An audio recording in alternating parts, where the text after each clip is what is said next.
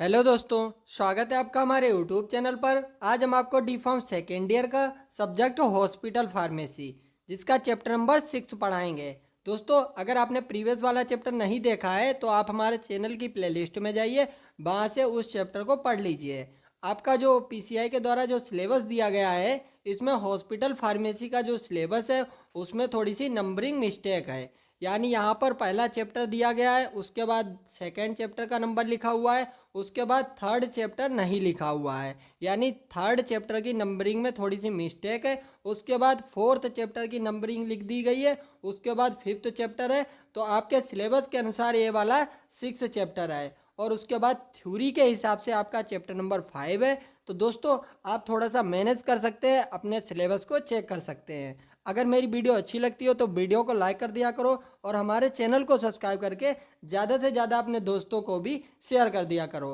अगर आपने प्रीवियस के पार्ट नहीं देखे हैं और आपके जो डी फार्म सेकेंड ईयर के अदर सब्जेक्ट हैं उनको नहीं देखा है, तो आप हमारे चैनल की प्लेलिस्ट को लगातार चेक करते रहिए। हम वहाँ पर लगातार वीडियो अपलोड कर रहे हैं डी फार्म सेकेंड ईयर की। और जो आपके जूनियर्स हैं, यानी जो डी फार्म फर्स्ट ईयर में हैं, उनको भी आप बता देना कि देव फार्मेसी पर D pharm first year Hindi English mix पढ़ाया जाता है, और उसके नोट्स भी प्रोवाइड किए जाते हैं। अगर आपको मेरी पीडीएफ चाहिए तो डिस्क्रिप्शन बॉक्स में एक लिंक दी गई होगी व्हाट्सएप की, उस पर जब आप क्लिक करेंगे तब आपको 199 रुपये का पे करना होगा। उसके बाद आपको डी फार्म सेकेंड ईयर का आल सिलेबस प्रोवाइड कर दिया जाएगा, और सिलेबस के साथ में ही आपको मल्टीपल चॉइस के क्वेश्चन भी प्रोवाइड किए जाएंगे। आपके प्रीवियस ईयर के जो मॉडल पेपर होंगे उनको भी हम सॉल्व कराएंगे, और उनकी भी प्रिपरेशन कराएंगे, और मॉडल पेपर भी हम ग्रुप पर प्रोवाइड करेंगे। तो दोस्तों, अगर आपको ज्वाइन होना है तो आप जल्दी से जल्दी ज्वाइन हो जाइए। हम आपकी प्रिपरेशन बहुत अच्छी कराएंगे, और आपके लिए हिंदी इंग्लिश मिक्स का पूरा कंटेंट प्रोवाइड कराएंगे। तो दोस्तों, आपका चैप्टर नंबर 6 है कंपाउंडिंग इन हॉस्पिटल। यानी हॉस्पिटल के अंदर कंपाउंडिंग किस प्रकार से की जाती है उसके बारे में आपको पढ़ना है। और उसके बाद आपके सिलेबस में टॉपिक दिया गया है बल्क कंपाउंडिंग के बारे में आपको पढ़ना है, आईवी एडमिक्सचर के बारे में पढ़ना है, इनकम्पेटिबिलिटी के बारे में आपको पढ़ना है, और उसके बाद टोटल पेरेंटल जो न्यूट्रिशन होता है, टीपीएन जो यानी शॉर्ट फॉर्म इसकी होते हैं, इसके बारे में आपको पढ़ना है। तो दोस्तों, अगर वीडियो अच्छी लगे तो वीडियो को लाइक कर देना, और हमारे चैनल को सब्सक्राइब करके ज़्यादा से ज़्यादा दोस्तों को शेयर कर देना। तो बात करते हैं कंपाउंडिंग इन हॉस्पिटल, यानी हॉस्पिटल के अंदर कंपाउंडिंग किस प्रकार से की जाती है उसके बारे में बात करते हैं। तो इसमें हमने लिखा है फार्मेसी हेल्थ सिस्टम का पार्ट होती है। यानी जो फार्मेसी होती है, यानी जहाँ पर दवा डिस्पेंस की जाती है, मेडिसिन डिस्पेंस की जाती है। हॉस्पिटल के अंदर भी फार्मेसी बनी होती है, और हॉस्पिटल के बाहर भी बहुत सी फार्मेसीज बनी होती हैं। कम्युनिटी एरिया में बहुत सी फार्मेसी बनी होती हैं। तो दोस्तों, जो फार्मेसी होती है वह हेल्थ सिस्टम का एक पार्ट होती है, जो प्रत्येक हॉस्पिटल में प्रेजेंट होती है। अगर कोई हॉस्पिटल है तो उसके अंदर फार्मेसी तो प्रेजेंट होगी ही, जिसमें फार्मासिस्ट वर्क करते हैं। आपको ये भी पता है कि फार्मेसी के अंदर फार्मासिस्ट वर्क भी करते हैं, और जो पेशेंट की कंपाउंडिंग करते हैं। दोस्तों, काउंसलिंग अलग चीज़ है, और जो आपकी कंपाउंडिंग है वह अलग चीज़ है। तो काउंसलिंग क्या है? पेशेंट को गाइड करना कि किस प्रकार से आपको मेडिसिन लेना है, किस प्रकार से परहेज करना है, यह आपका हो गया काउंसलिंग। कंपाउंडिंग वह होती है जिसमें अलग अलग इंग्रेडिएंट को मिलाकर पेशेंट की आवश्यकता अनुसार ड्रग दी जाती है। कभी कभी ऐसा होता है कि फार्मेसी के अंदर कोई स्टॉक नहीं होता है, यानी कोई ड्रग अवेलेबल नहीं होती है, लेकिन पेशेंट को इमरजेंसी कंडीशन में आवश्यकता होती है यानी उस ड्रग की। तो बहुत सी ड्रग्स ऐसी होती हैं जिनकी कंपाउंडिंग कर दी जाती है, यानी फार्मासिस्ट जो होता है वह उनको खुद से मिक्स करके ड्रग को, यानी एक ड्रग को तोड़ लेगा, उसके बाद दूसरी ड्रग को उसमें ऐड कर देगा, और ऐड करके उसको एक पुड़िया बनाकर देता है। यानी आपने देखा होगा जो आपके डॉक्टर देते हैं, यानी जो लोकल एरियाज़ में जो फार्मेसी होती हैं वहाँ पर लोग कंपाउंडिंग करके देते हैं, और जो मेडिसिन होती है मोटर एंड पेस्टल में जो पीस कर दी जाती है, उस प्रकार से उसको मिक्स कर दिया जाता है, जिससे पेशेंट को, यानी कभी कभी ड्रग अवेलेबल नहीं होती फार्मेसी के अंदर, तब कंपाउंडिंग की जाती है। और उसके बाद हमने इसमें पॉइंट लिखा है, यानी इन 1930 यानी 1930 और 1940 में फार्मासिस्ट ड्रग को स्वयं प्रिपेयर करके देता था। यानी उस टाइम कोई भी फार्मास्यूटिकल इंडस्ट्री ज़्यादा नहीं थी, तो इतना ड्रग का स्टॉक फार्मेसी के अंदर नहीं हो पाता था। तो जो फार्मासिस्ट होते थे वह ड्रग को स्वयं प्रिपेयर करके देते थे। उसके बाद 1950 1960 में ऑलरेडी प्रिपेयर्ड ड्रग आने लगी, यानी जो हमारी इंडस्ट्रीज लग गई ज़्यादा से ज़्यादा, वह ऑलरेडी प्रिपेयर्ड ड्रग यानी उसके अंदर सभी इंग्रेडिएंट होते हैं, उसके अंदर सभी फार्मूलों को ऐड करके फार्मास्यूटिकल जो इंडस्ट्रीज है वह ड्रग की प्रिपरेशन करने लगी। फिर फार्मासिस्ट डायरेक्ट उन्हीं ड्रग को प्रोवाइड करता था, यानी जब डायरेक्टली ड्रग आने लगी यानी कंपाउंडिंग को धीरे धीरे समाप्त कर दिया गया, उसके बाद डायरेक्ट जो ड्रग आती है फार्मास्यूटिकल इंडस्ट्री से हमारी फार्मेसी के अंदर, तो जो फार्मासिस्ट होते हैं वह डायरेक्टली ड्रग पेशेंट को प्रोवाइड कर देता है। तो यह होता है आपका कंपाउंडिंग इन हॉस्पिटल, यानी किस प्रकार से कंपाउंडिंग की जाती है, तो उसके बारे में हमने बात की। अब बात करते हैं बल्क कंपाउंडिंग कि बल्क कंपाउंडिंग क्यों की जाती है, यानी जो ड्रग को मिक्स कर कर दिया जाता है तो वह क्यों की जाती है और कौन कौन सी कंडीशन में बल्क कंपाउंडिंग की जाती है, इसके बारे में बात करेंगे। तो हमने कुछ पॉइंट लिखे हैं। Following are the reasons in which pharmacy decided compounding in hospital, यानी कुछ पॉइंट्स हमने लिखे हैं जिन रीज़न के कारण यानी जिसके कारण यानी हॉस्पिटल जो फार्मेसी होती है वहाँ पर ड्रग की कंपाउंडिंग की जाती है। तो ड्रग की कंपाउंडिंग क्यों की जाती है, इस पॉइंट को हमने लिखा है। दोस्तों हॉस्पिटल में ड्रग की शॉर्टेज के कारण, यानी कभी कभी ऐसा होता है हॉस्पिटल के अंदर ड्रग अवेलेबल नहीं होती हैं, यानी जो ड्रग पेशेंट को चाहिए वह ड्रग अवेलेबल नहीं होती है, तो जिस कारण कंपाउंडिंग की जाती है, बल्क कंपाउंडिंग की जाती है। और उसके बाद ड्रग एडजस्टमेंट के कारण, यानी कभी कभी ऐसा होता है कि ड्रग की कमी हो रही है हॉस्पिटल के अंदर, तो पहले से उसको एडजस्ट किया जाता है, तो इसलिए कंपाउंडिंग कर दी जाती है। उसके बाद ड्रग को खाने में प्रॉब्लम होने की वजह से कभी कभी ऐसा होता है कि जो ड्रग होती है उसको मोटर एंड पेस्टल से पीस कर दिया जाता है। क्यों? क्योंकि जो छोटे बच्चे होते हैं उनको खाने में बहुत ज़्यादा प्रॉब्लम होती है, तो इसीलिए उनकी जो ड्रग्स होती हैं वो एक साथ में पीस दी जाती हैं और उनको टाइम टू टाइम देने के लिए बता दिया जाता है, तो इसलिए भी कंपाउंडिंग की जाती है। और उसके बाद कंपाउंडिंग ड्रग FDA अप्रूव्ड नहीं होती हैं। जो आपका FDA होता है यानी जो आपकी फार्मास्यूटिकल इंडस्ट्रीज होती हैं वहाँ पर जो ड्रग तैयार की जाती है, तो वहाँ पर जो ड्रग तैयार की जाएंगी वह FDA से अप्रूव्ड होंगी। और उसके बाद जब आप फार्मेसी के अंदर कंपाउंडिंग करेंगे तो वह ड्रग जो होती हैं वह FDA के द्वारा यानी अप्रूव्ड नहीं होती हैं। फिर उसके बाद नेक्स्ट पॉइंट है इन ड्रग की टॉक्सिसिटी भी हो सकती है, यानी जो आपकी कंपाउंडिंग करके ड्रग दी जाती हैं इन ड्रग की टॉक्सिसिटी होने के चांसेस भी होते हैं बहुत ज़्यादा। और उसके बाद फार्मेसी में ड्रग की कंपाउंडिंग तभी की जाती है जब फार्मेसी में FDA अप्रूव्ड ड्रग प्रेजेंट नहीं होती हैं, यानी जो फार्मेसी होती है वहाँ पर FDA अप्रूव्ड ड्रग नहीं रह जाती हैं, उसके बाद ही कंपाउंडिंग की जाती है। और दोस्तों FDA क्या होता है? Food and drug administration. दोस्तों एक संस्था बनाई गई है जो पब्लिक की लाइफ को प्रोटेक्ट करने के लिए बनाई गई है, यानी जो भी ड्रग तैयार की जाती हैं वह FDA के द्वारा यानी फूड एंड ड्रग एडमिनिस्ट्रेशन के द्वारा अप्रूव्ड होती हैं, उसके बाद ही उन ड्रग को मार्केट में लाया जाता है। तो दोस्तों हमने बताया कि आपकी बल्क कंपाउंडिंग क्यों की जाती है, कुछ पॉइंट थे उनको हमने डिफाइन किया। उसके बाद बात करते हैं कि इस प्रकार से प्लानिंग की जाती है बल्क कंपाउंडिंग ड्रग को तैयार करने के लिए। तो प्लानिंग फॉर बल्क कंपाउंडिंग यानी बल्क कंपाउंडिंग के लिए फार्मासिस्ट 2 पॉइंट को कंसीडर करता है, यानी 2 पॉइंट को फॉलो करता है, यानी 2 पॉइंट दिए गए उनको पहले देखा जाता है, चेक किया जाता है, उसके बाद ही किसी भी प्रकार की बल्क कंपाउंडिंग की जाती है। बट यानी इसमें लिखा हुआ है बजटेरी कंट्रोल जो होता है, बजट कंट्रोल जो किया जाता है, उसके बाद क्वालिटी कंट्रोल। तो इन पॉइंट्स के बारे में आपको पढ़ना है और इन पॉइंट्स को जब आप पढ़ेंगे तो आपको समझ में आएगा कि बल्क कंपाउंडिंग किस प्रकार से की जाती है। तो दोस्तों बजटरी कंट्रोल में क्या आता है? बजट कंट्रोल में यह देखा जाता है कि जो ड्रग इंडस्ट्री से आ रही हैं और जिन ड्रग की कंपाउंडिंग की जा रही है वह ड्रग उनसे सस्ती हैं या नहीं है। दोस्तों यानी आपने कोई भी किसी भी प्रकार की कंपाउंडिंग करने की सोची, यानी अपनी फार्मेसी के अंदर, तो आप तभी तो कंपाउंडिंग करेंगे जब उनका बजट जो है आपका इंडस्ट्री से जो ड्रग आ रही है उससे कम होगा, जिससे आपको लाभ ज़्यादा होगा यानी प्रॉफिट ज़्यादा होगा, तभी आप उसकी कंपाउंडिंग करेंगे। तो सबसे पहले बजट को देखा जाता है कि जो फार्मास्यूटिकल इंडस्ट्री से ड्रग आ रही हैं उनका बजट क्या है और जो हम कंपाउंडिंग करेंगे उनका बजट क्या है, तभी आपकी जो है बल्क कंपाउंडिंग की जाती है। कंपाउंडिंग करने के लिए कितने रॉ मटेरियल की आवश्यकता होती, यानी इसमें भी देखा जाता है कि जो आप कंपाउंडिंग करेंगे उसमें कितने रॉ मटेरियल की आवश्यकता होगी, कितने वर्कर की आवश्यकता होगी और कितना इनडायरेक्टली खर्चा होगा। दोस्तों इनडायरेक्टली खर्चा मीन्स यानी जो वर्कर्स होंगे उनका खाना पीना, उनकी ड्रेस, उसके बाद और बहुत से इनडायरेक्टली खर्चे होते हैं, उनको सबको देखा जाता है। उसी के बाद में किसी भी प्रकार की आपकी बल्क कंपाउंडिंग की जाती है, किसी भी हॉस्पिटल के अंदर, किसी भी फार्मेसी के अंदर बल्क कंपाउंडिंग की जाती है।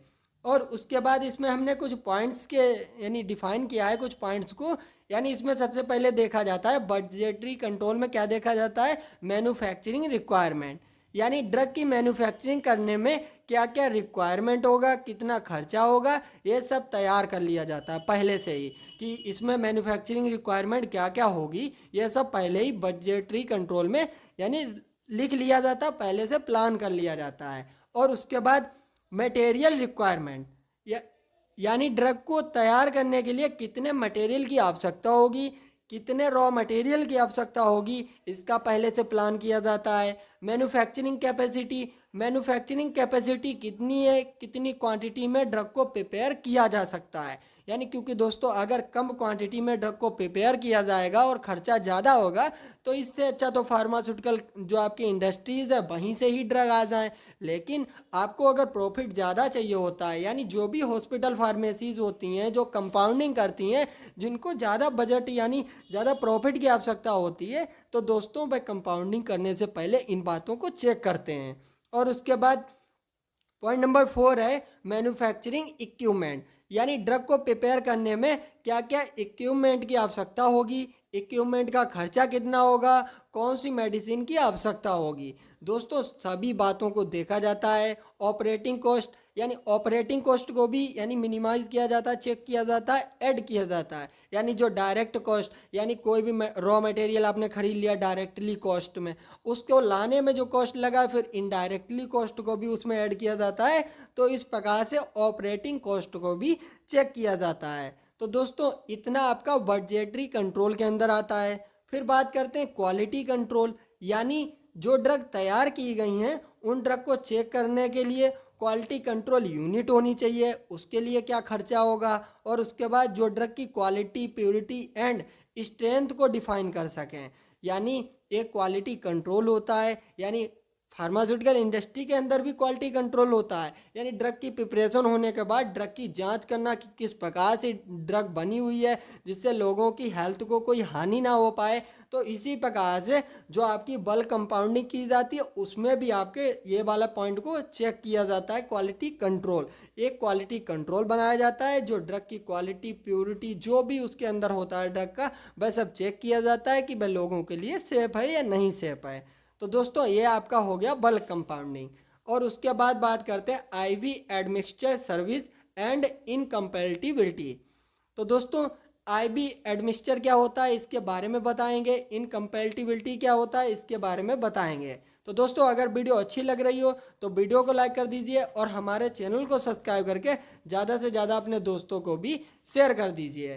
तो आईवी एडमिक्सचर क्या होता है दोस्तों, यह एक या एक से अधिक स्टेराइल प्रोडक्ट को आपस में एक आईवी फ्लूइड बोतल के अंदर मिला देना आईवी एडमिक्सचर कहलाता है। दोस्तों जब किसी दो कंपाउंड को या दो से अधिक कंपाउंड को यानी स्टेराइल प्रोडक्ट को, जो स्टेराइल होते हैं जिनके अंदर कोई भी किसी प्रकार का कोई भी कंटामिनेशन नहीं होता है, जब उन प्रोडक्ट को एक आईवी फ्लूइड बोतल के अंदर, जो आईवी फ्लूइड की बोतल आती हैं जो आपने देखा होगा बहुत से लोग होते हैं जो ग्लूकोज की बोतल यानी जिनको एडमिनिस्टर की जाती है, तो आईवी फ्लूइड की बोतल के अंदर उनको मिक्स कर दिया जाता है, स्टेराइल प्रोडक्ट को मिक्स कर दिया जाता है, तो जिसको कहा जाता है आईवी एडमिक्सचर, उनको कहा जाता है प्रोडक्ट को।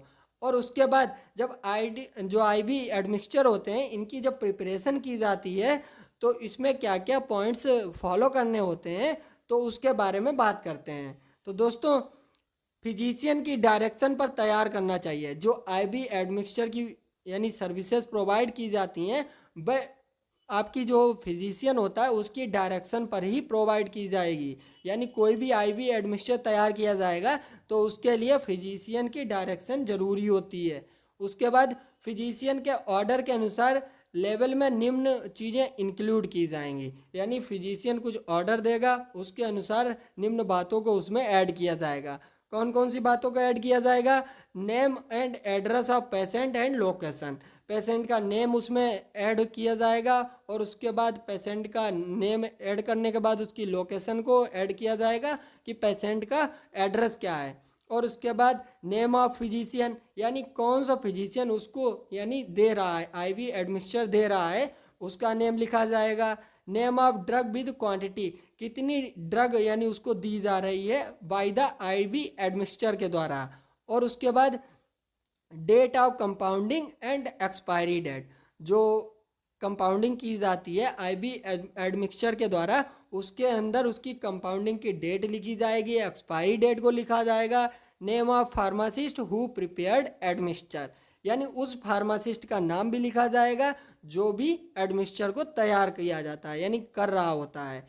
ड्रग को ऐड करने के बाद प्रॉपर रूप से मिक्स करना चाहिए। यानी जो भी ड्रग आप उसमें ऐड कर रहे हैं, जो आपकी आईबी एडमिक्सचर में ऐड की जाती है ड्रग को, उसको ऐसा नहीं मिक्स करने के बाद उसको रख दिया और पेशेंट को दे दिया, ऐसा नहीं करना है।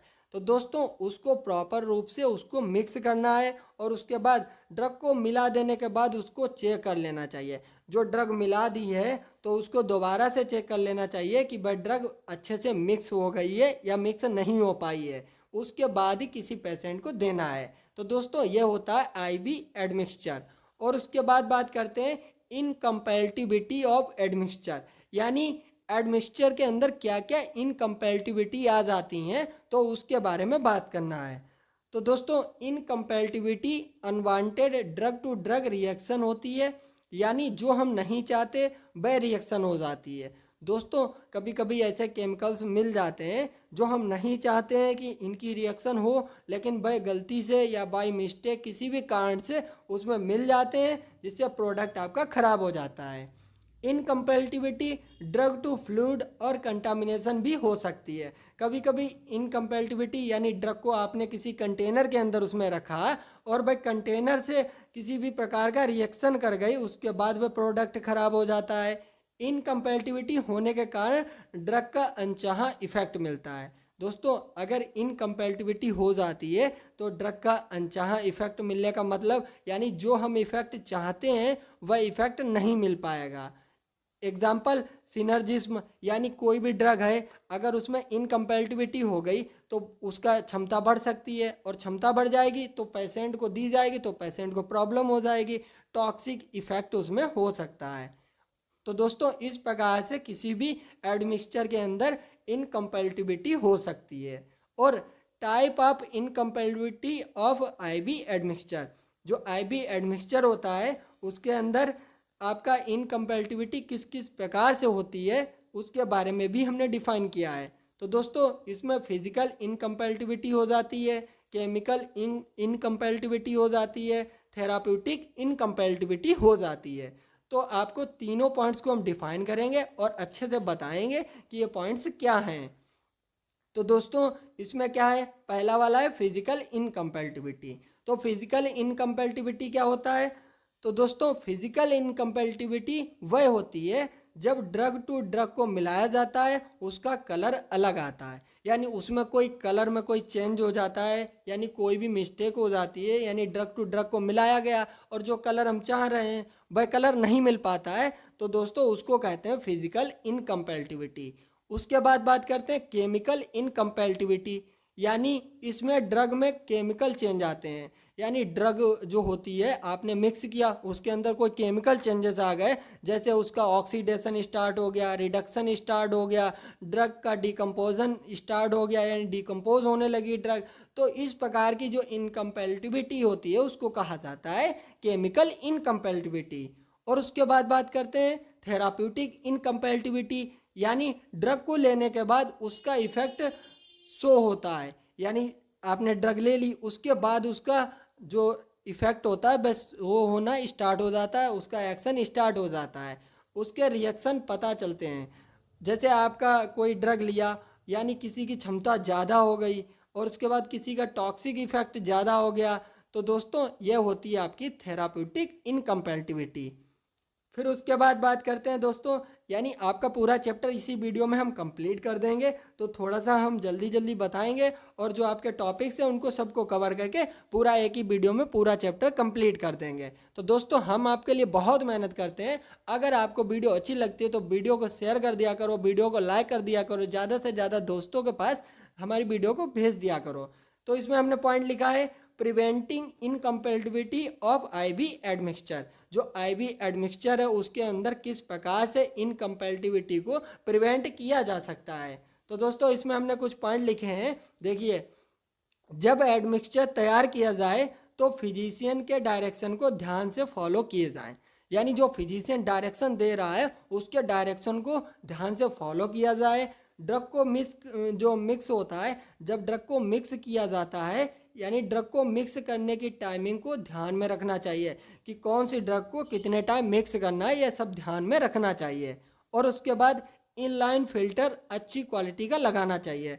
दोस्तों जो फिल्टर लगाए जाते हैं, किसी भी प्रकार के फिल्टर लगाए जाते हैं ड्रग को मिक्स करने के लिए, तो वह अच्छी क्वालिटी के लगाए जाने चाहिए। और मेडिसिन को मिक्स करने के बाद तुरंत नहीं देना है, नहीं ऐसा नहीं है आपने तुरंत मेडिसिन को मिक्स किया और पेशेंट को प्रोवाइड कर दिया, ऐसा नहीं है। उसकी चेक कर लेना चाहिए, उसकी जांच कर लेनी चाहिए, उसके बाद ही पेशेंट को देना है। और उसके बाद एडमिक्सचर को तैयार करके उसे 24 आवर से ज़्यादा मत रखिए। कोई भी आपने एडमिक्सचर तैयार किया उसको 24 आवर से ज़्यादा नहीं रखना है। तो दोस्तों इस प्रकार से एडमिक्सचर के अंदर इनकम्पैटिबिलिटी को आप प्रिवेंट कर सकते हैं, यानी रोक सकते हैं। तो दोस्तों अगर वीडियो अच्छी लग रही हो तो वीडियो को लाइक कर दीजिए। फिर आपका एक टॉपिक है टोटल पेरेंटल न्यूट्रिशन, इसके बारे में बात करेंगे। और दोस्तों आपका जो चैप्टर नंबर 6 है हॉस्पिटल फार्मेसी का, वह पूरा कंप्लीट हो जाएगा। तो टोटल पेरेंटल न्यूट्रिशन, जिसको शॉर्ट फॉर्म में कहते हैं टीपीएन। दोस्तों इस मेथड में न्यूट्रिशन को बिना जीआईटी का यूज़ करके आईवी फ्लूइड के द्वारा बॉडी के अंदर दिया जाता है। दोस्तों इसमें जीआईटी का यूज़ नहीं किया जाता है, यानी गैस्ट्रो इंटेस्टाइनल ट्रैक्ट का यूज़ नहीं किया जाता है। इसमें जो भी यानी ड्रग को प्रोवाइड किया जाता है, जो भी न्यूट्रिशन को प्रोवाइड किया जाता है, वह आपका आईवी के द्वारा यानी आईवी फ्लूइड के द्वारा बॉडी के अंदर एडमिनिस्टर्ड किया जाता है। यह मेथड तब यूज़ किया जाता है जब कोई न्यूट्रिएंट ओरली लेने के लिए अनेबल होता है या इमरजेंसी कंडीशन होती है। दोस्तों कभी कभी ऐसा होता है एक्सीडेंटल केस में, यानी किसी का एक्सीडेंट हो जाता है, उसके अंदर न्यूट्रिशन की कमी होती है दोस्तों, और वह अनेबल होता है जीआईटी रूट से लेने के लिए, यानी ओरली लेने के लिए न्यूट्रिशन वह अनेबल होता है। तो दोस्तों इमरजेंसी कंडीशन में उसको आईवी फ्लूइड के द्वारा न्यूट्रिशन प्रोवाइड किया जाता है, जिसको कहा जाता है टोटल पेरेंटल न्यूट्रिशन। और उसके बाद टाइप ऑफ टीपीएन, यानी टीपीएन के क्या क्या टाइप होते हैं, कंपोजिशन ऑफ टीपीएन, इसके बारे में बात करेंगे। और आपका चैप्टर नंबर 6 पूरा कंप्लीट हो जाएगा हॉस्पिटल फार्मेसी का। तो टाइप ऑफ टीपीएन का मतलब, इसमें पहला पॉइंट है सेंट्रल पेरेंटल न्यूट्रिशन, जिसको कहते हैं सीपीएन। यानी इस मेथड में फ्लूइड को सेंट्रल वेन के द्वारा यानी डिलीवर्ड किया जाता है, जो भी न्यूट्रिशन होता है वह सेंट्रल वेन के द्वारा डिलीवर्ड किया जाता है। और उसके बाद सेकंड वाला पॉइंट है पेरिफेरल पेरेंटल न्यूट्रिशन, जिसको कहते हैं पीपीएन।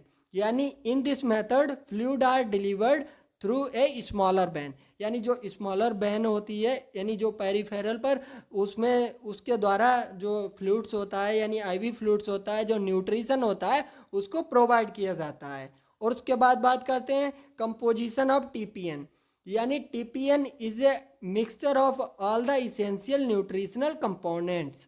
जो आपके जितने भी इसेंशियल न्यूट्रिशनल जो आपके कंपोनेंट्स होते हैं उनका ये मिक्सचर होता है टीपीएन, यानी इसके अंदर सभी इसेंशियल न्यूट्रिशन होते हैं।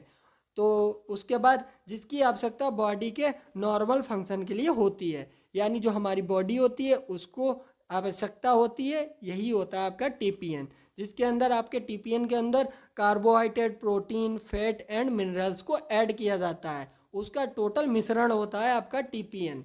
और उसके बाद प्रोटीन इसमें कितना होता है, यानी 1.5 ग्राम प्रोटीन पर केजी यानी पर डे के हिसाब से इसमें नीड होती है, यानी उसमें मिक्स किया जाता है। हमारी बॉडी के लिए जो प्रोटीन होती है वह कितनी ज़रूरत होती है, 1.5 केजी प्रोटीन पर डे यानी पर केजी के हिसाब से हमको ज़रूरत होती है। और कैलोरी यानी कार्बोहाइड्रेट यानी 2000 से 2500 calorie are needed daily normally, यानी हमारी बॉडी को 2000 से 2500 की कैलोरी हमारी बॉडी को ज़रूरत होती है। और मल्टीविटामिन की भी आवश्यकता होती है, मिनरल्स में जैसे कॉपर हो गया, जिंक हो गया, सेलेनियम हो गया, क्रोमियम हो गया, यह हमारी बॉडी को डेली आवश्यकता होती है। तो दोस्तों ये टीपीएन के अंदर टोटल मिक्सचर होता है और ये हमारी बॉडी में एडमिनिस्टर कर दिया जाता है, यानी आईवी फ्लूइड के द्वारा हमारी बॉडी में दे दिया जाता है, जिससे हमारी बॉडी एनर्जेटिक हो जाती है। तो दोस्तों ये वाले टॉपिक थे जिनको हमने कवर किया और एक ही वीडियो में पूरा चैप्टर हमने कंप्लीट कर दिया। अगर वीडियो अच्छी लगी हो तो वीडियो को लाइक कर देना और हमारे चैनल को सब्सक्राइब करके ज़्यादा से ज़्यादा अपने दोस्तों को शेयर कर देना। वीडियो देखने के लिए धन्यवाद दोस्तों।